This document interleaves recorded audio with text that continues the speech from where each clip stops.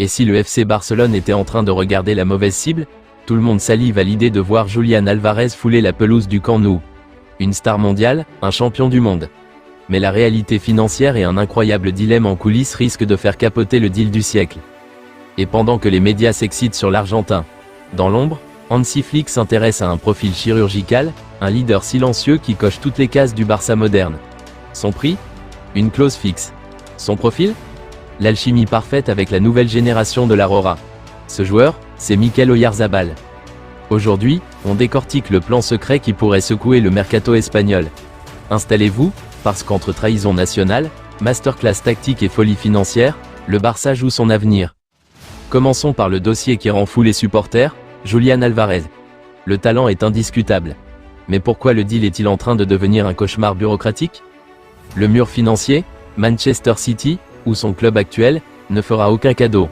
On parle d'un transfert XXL, de commissions d'agents astronomiques et d'un salaire qui ferait sauter le plafond de la Liga. Le feuilleton de la Coupe du Monde, c'est là que ça devient digne d'une série Netflix. Des sources internes affirment qu'Alvarez veut absolument le Barça.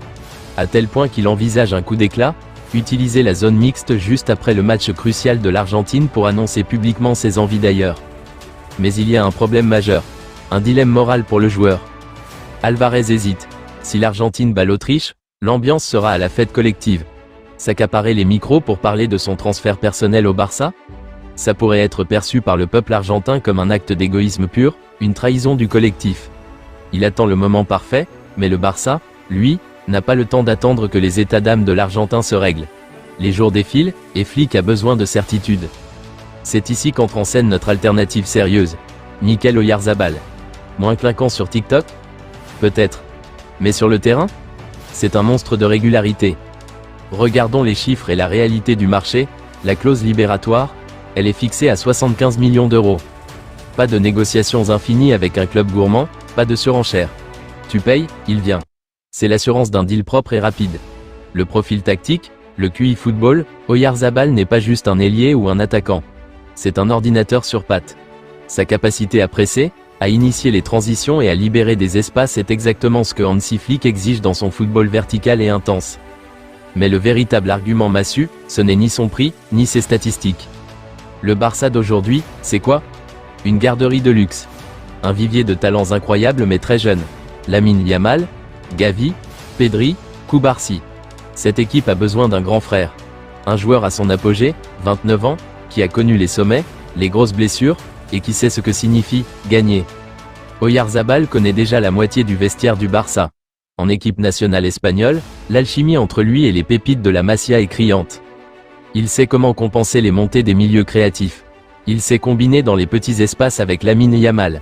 Il apporte cette grinta et ce leadership calme qui manque parfois dans les moments de panique en Ligue des Champions. Faisons les comptes.